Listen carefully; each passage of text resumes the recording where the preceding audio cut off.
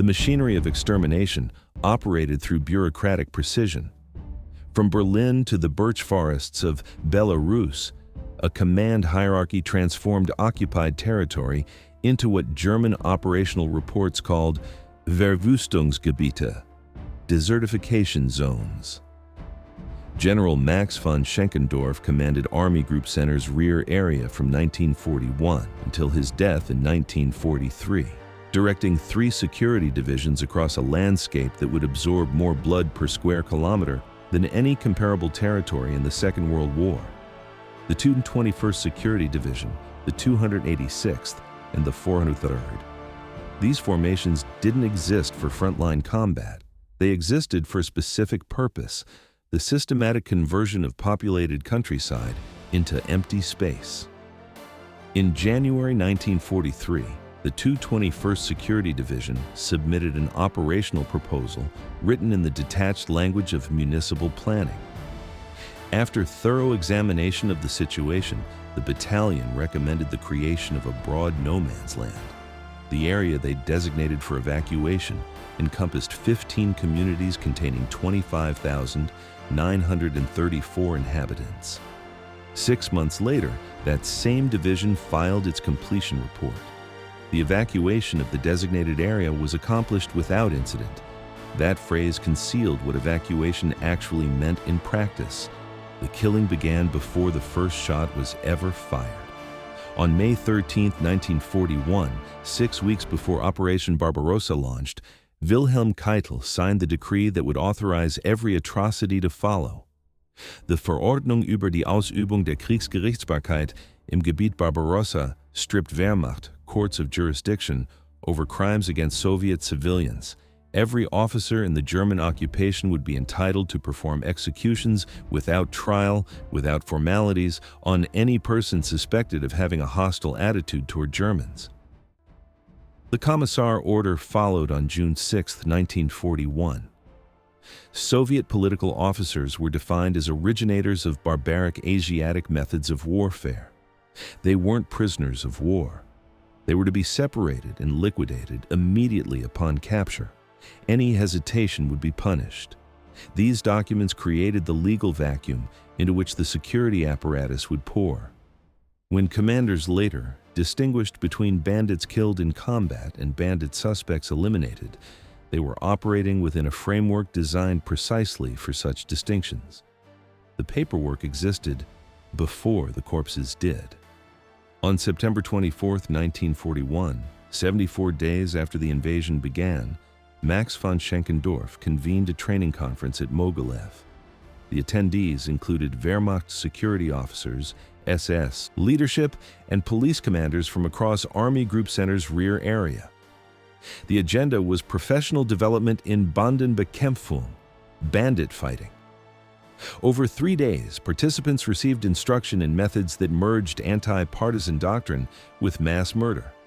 They learned encirclement procedures, village cordon techniques, population separation protocols, and the efficient application of collective punishment.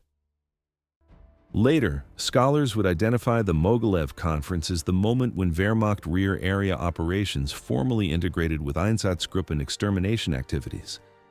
The same operations that targeted partisan suspects would simultaneously process Jewish communities. The same units conducting sweeps through forest settlements would deliver populations to shooting pits. Schenkendorf had created a training academy for industrialized killing.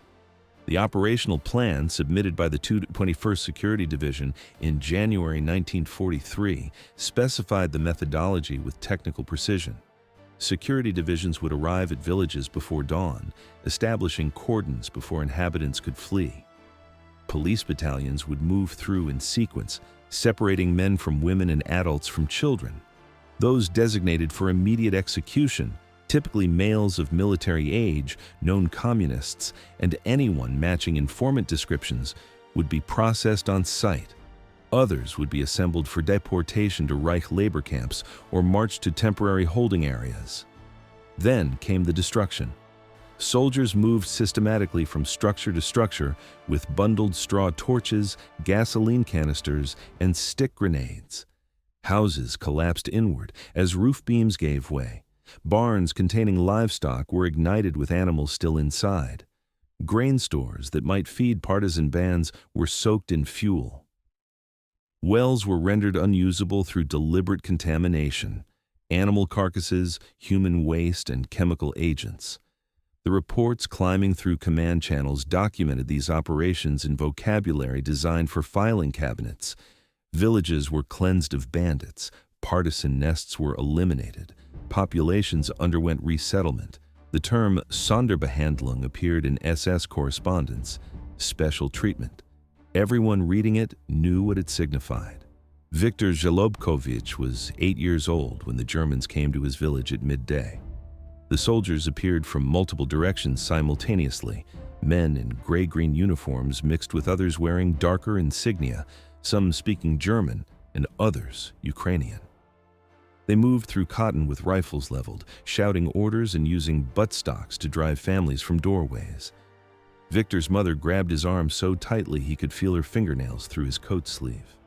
The entire population of the village, 149 people, was herded toward the large collective barn near the center of Khatyn. Victor counted neighbors he recognized: the Yaskovich family, old Kaminsky who repaired shoes, and women carrying infants wrapped in wool.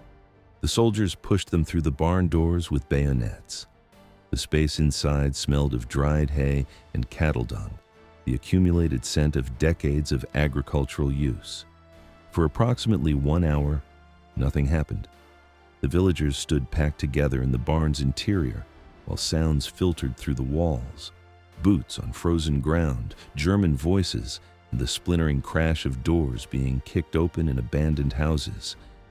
Through gaps in the wooden planking, Victor could see soldiers moving between structures, carrying bundles and occasionally setting fires. Then, the smell changed. Gasoline vapor mixed with the dusty hay scent. Victor heard liquid splashing against the exterior walls. His mother pulled him closer, pressing his face against her stomach. Around them, adults began praying. Someone near the door started hammering against the wood, shouting that the barn was being sealed from outside. The first flames appeared through the wall gaps as orange light. Heat followed immediately, not the gradual warmth of a fireplace, but an aggressive wave that seemed to press against exposed skin. Smoke began pouring through the planking, gray columns that thickened within seconds into opaque walls of particles. People went out of their minds from fear. Victor heard the phrase later and understood it clinically. In the barn, he experienced it.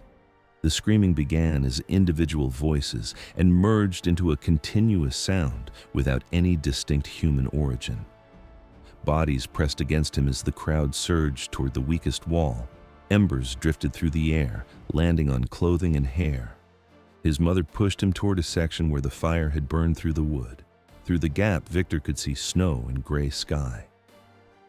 He went through the opening, and as his feet touched the ground outside, a different sound began. Machine gun fire, rhythmic bursts from multiple positions. His mother came through behind him and fell on top of his body. He felt impacts shuddering through her weight.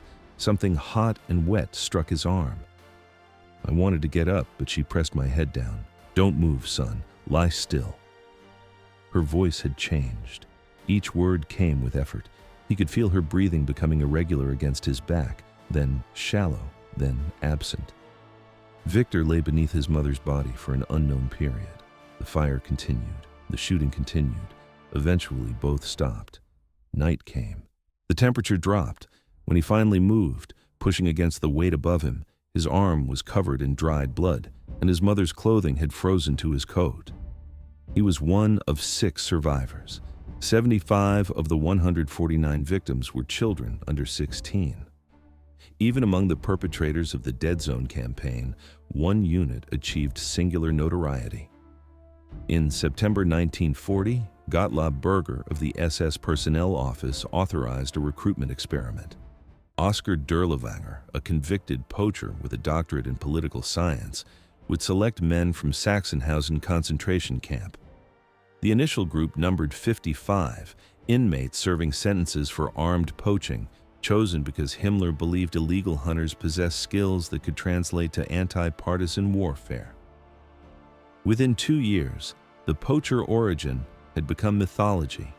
The unit now drew from across the Reich's prison system convicted murderers, violent offenders, men classified as criminally insane, and inmates imprisoned under paragraph 175.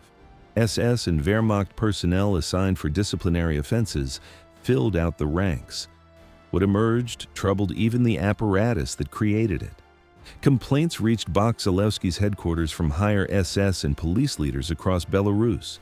Dirlewanger's men were described as uncontrollable.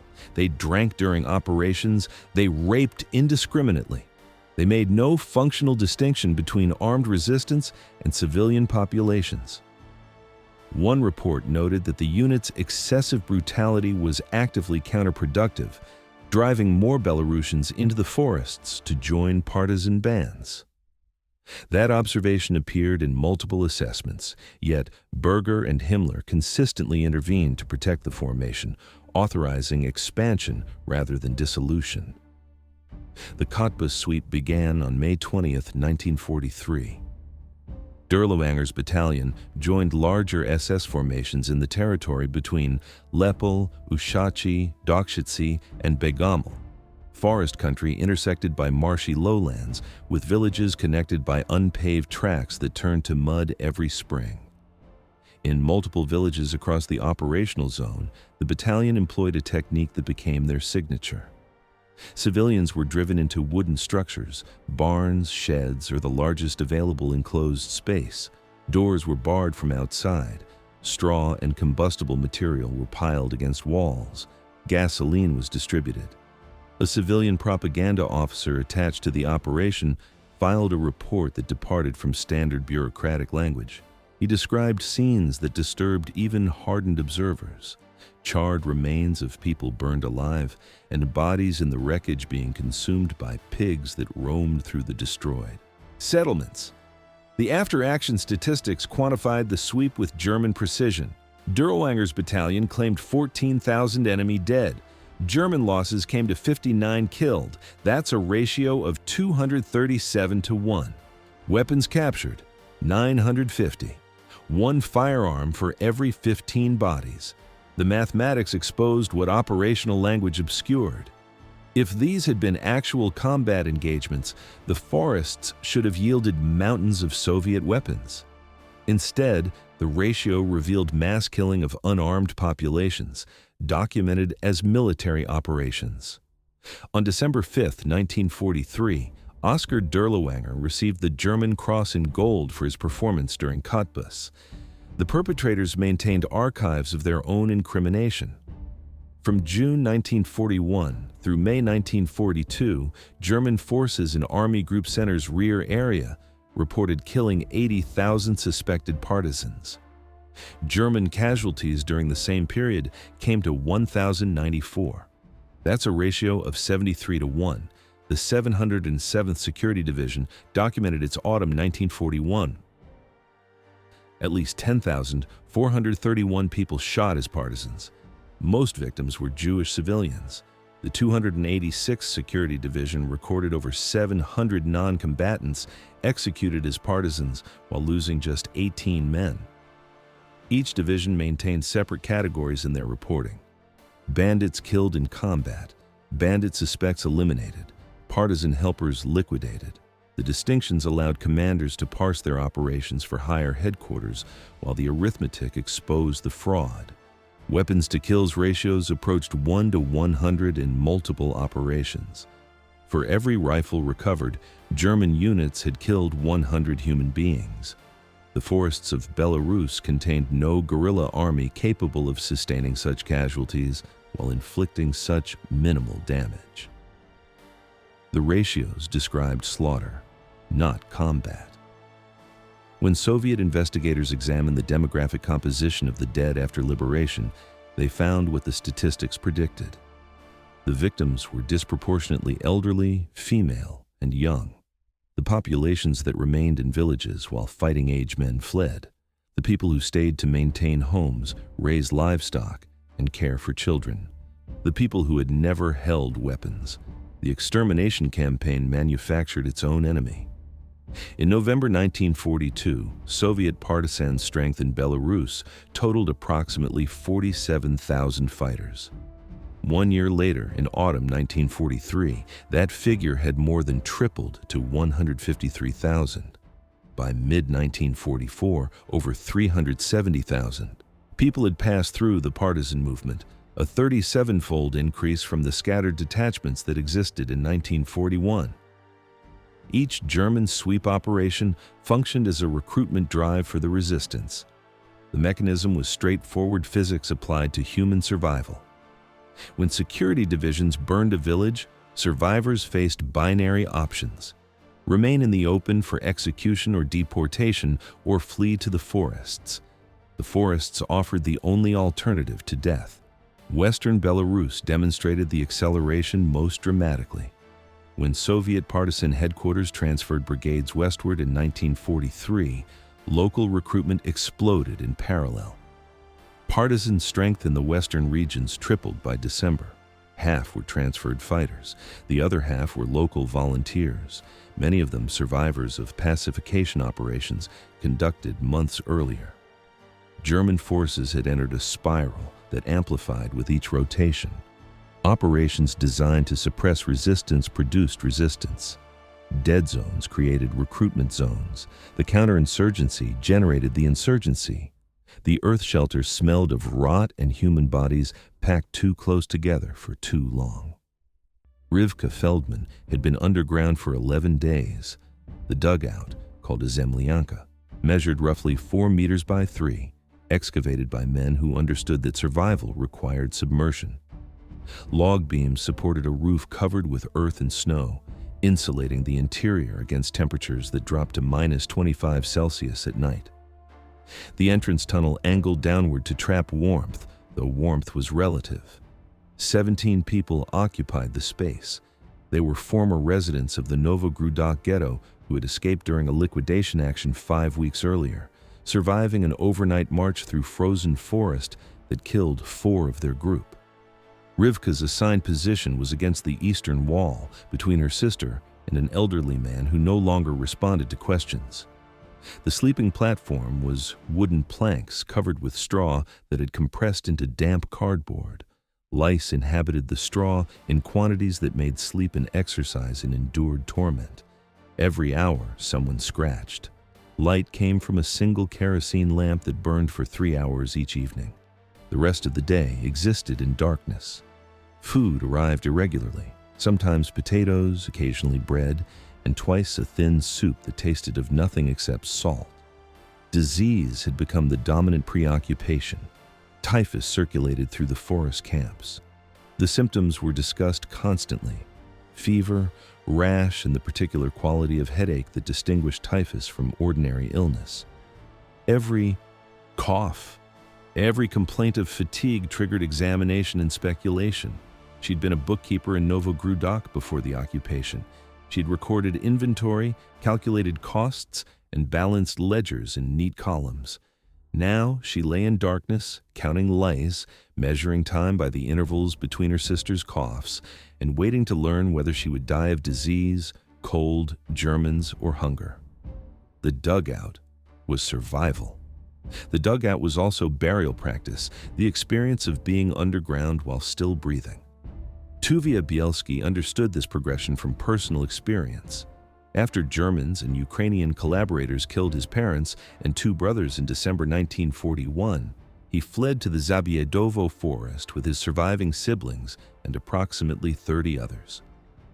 Initially, they attempted only to preserve their own lives, but as more escapees found their location, survivors of ghetto actions, village burnings, and roadside executions, he assumed command of what became simultaneously a combat unit and a refuge community.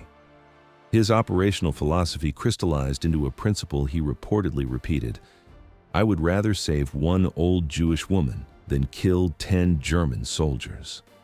By November 1943, his report to Soviet Partisan Command claimed 14 Germans and 17 policemen killed over 2 years, modest combat numbers that revealed his actual objective. His function wasn't destruction, it was preservation. Pavel Koronev pressed his body against the embankment ballast and listened. The railway line stretched east and west through darkness, its steel rails gleaming faintly where starlight caught the polished surface. 40 meters distant, a signal post marked a curve where the Minsk-Orsha trunk line bent northward. That post would be his reference point. Pavel was 23 years old, a former electrician from Mogilev who had joined the Partisans 18 months earlier after German police arrested his father for possessing a radio receiver. He had trained in demolition techniques through the winter, learning charge placement from Red Army specialists who parachuted into the forest with supplies and instructions. Tonight's operation was one component of a synchronized assault spanning 560 miles. 123 partisan detachments had received identical orders through encrypted radio transmission. Railsovaya Voyna begins at 0000 hours, June 19th. Pavel's detachment was assigned 700 meters of track, specifically 17 charges at fishplate joints spaced 40 meters apart, plus 4 larger demolitions at culverts. In his pack, he carried 12 200-gram TNT blocks wrapped in canvas, time pencil fuses calibrated for 4-hour delay, wire cutters, and a small trenching tool. The charges were standardized. Soviet engineering manuals specified precise placement against rail webs for maximum severing effect with minimum explosive expenditure. He moved forward in darkness, staying below the embankment crest. The night was warm, early summer, and the air held the green scent of marsh vegetation mixed with creosote from treated timber sleepers. The first charge location was a fishplate joint 80 meters from his starting position. Pavel found the joint by touch, 2 rail ends meeting, bolted through a steel plate, and began clearing gravel from the angle beneath.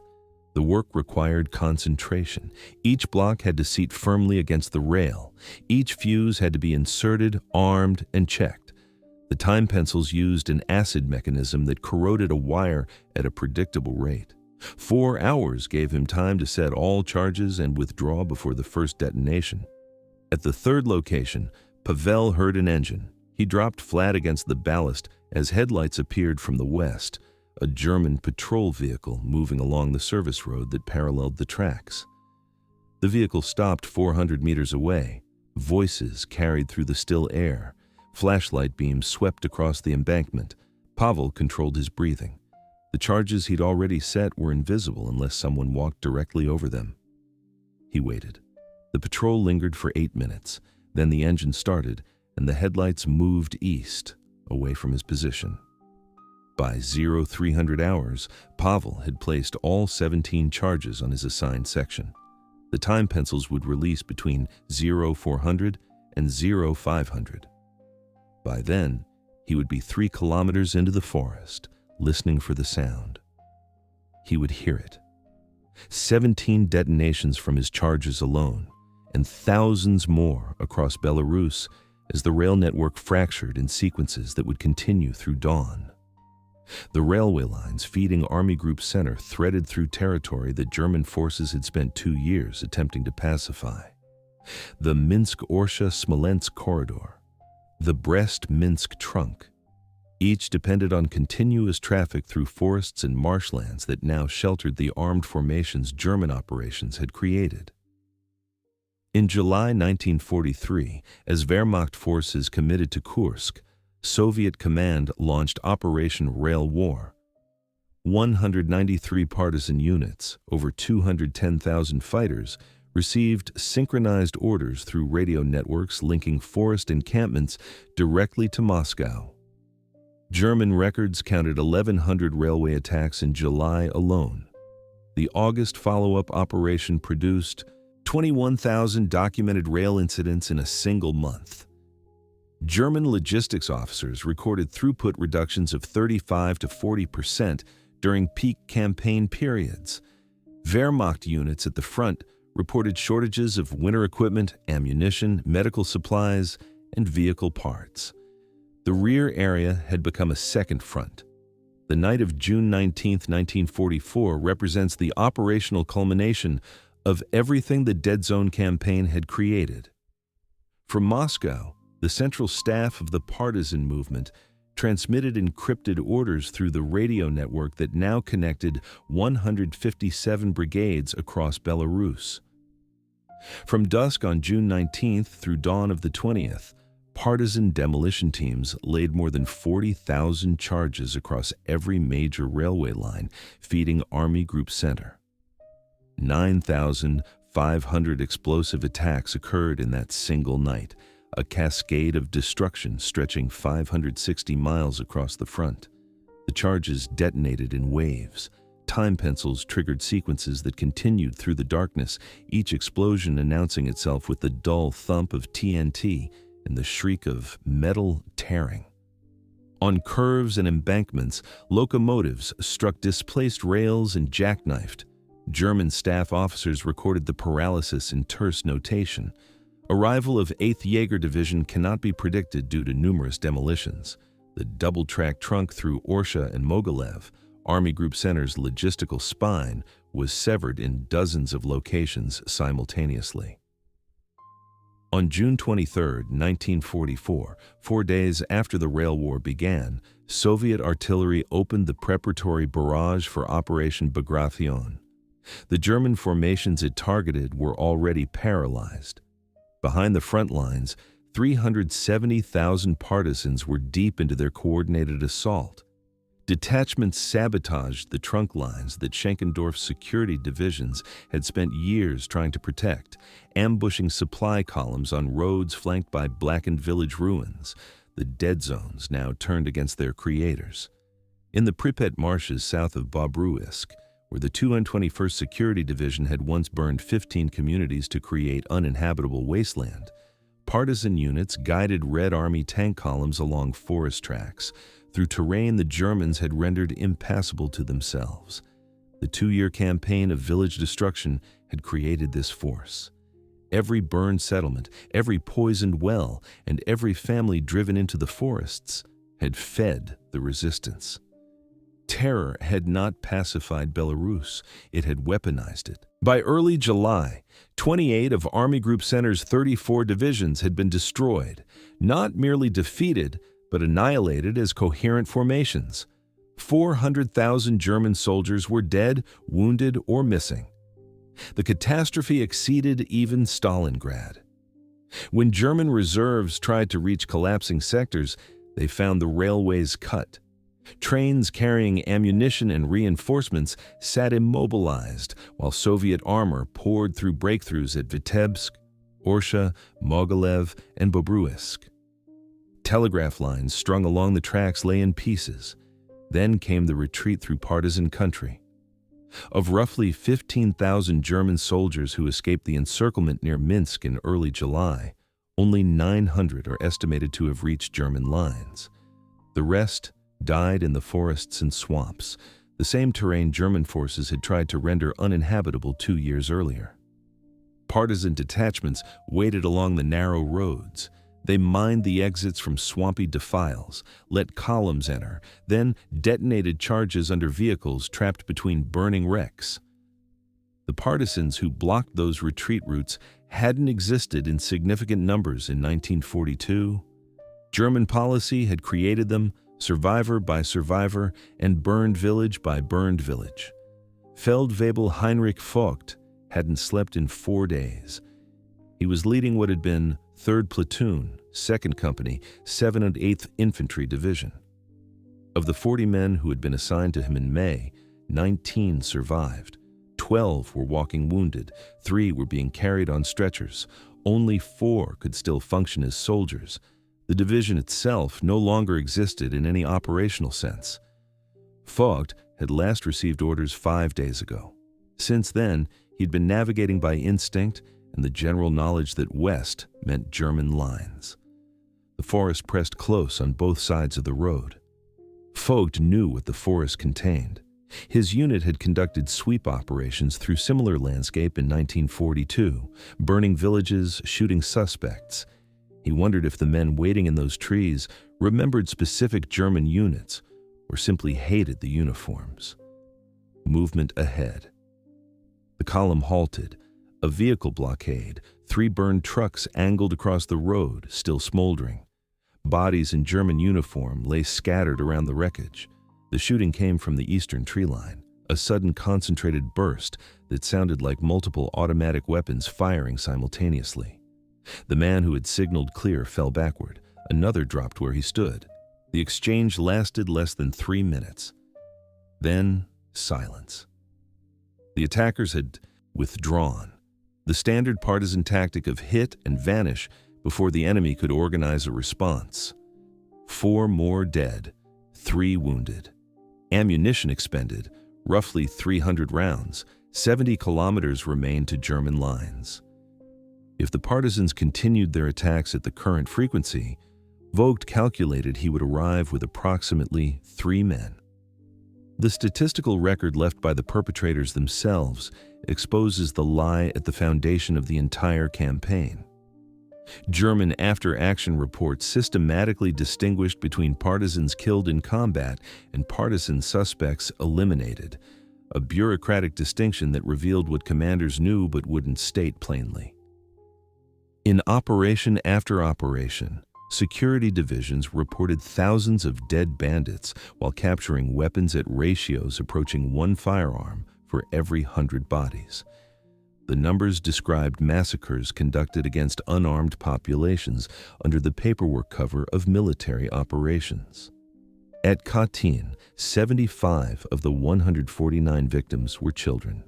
This was the pattern repeated in 628 villages burned with their entire populations, not combat, but systematic murder of communities whose able-bodied men were already gone. The legal architecture and operational doctrine converged into a mechanism that destroyed the stability it claimed to create. The Barbarossa Decree and Commissar order weren't aberrations. They were foundations upon which every subsequent operation rested. The system eliminated neutral ground. Belarusian civilians faced a binary choice: collaborate with occupiers or flee to the forests. When the 221st Security Division evacuated 25,000 people and burned 15 communities, survivors who escaped didn't return to rebuild. They joined partisan detachments. The campaign that killed 1.6 million civilians and destroyed 5,000 settlements simultaneously created the 370,000-strong partisan force that would cripple Army Group Center's logistics. 28 divisions were destroyed because the rear area had become enemy ground. The Wehrmacht and SS had spent 2 years constructing the instrument of their own destruction: 1 burned village, 1 executed civilian, and 1 documented atrocity at a time. The pocket collapsed at dawn. Heinrich Vogt lay in a shallow depression 30 meters from the road, listening to Soviet voices coordinating through the forest. He had 7 rounds remaining in his rifle. The 3 men still with him were wounded, 1 critically. Soviet infantry appeared at the forest edge, spreading into search formation. They knew the terrain. They moved with the confidence of men operating in familiar country. Vogt set down his rifle. The partisans had been telling the truth all along. Every village burned was a recruitment poster. Every well poisoned was a training exercise in hatred. Every body documented as a bandit suspect had relatives who could learn to handle explosives. Fourth Army ceased to exist as a military formation on July 8, 1944. The survivors, the 900 who would eventually reach German lines, carried with them the evidence of the campaign's outcome. Terror had not pacified Belarus. It had weaponized an entire population against its occupiers. The Soviet soldiers reached Vogt's position as the sun cleared the tree line. He raised his hands. The war continued for another 10 months. The dead zones remained. If you enjoyed this story, hit subscribe for more World War II historical deep dives every week. Thanks for watching.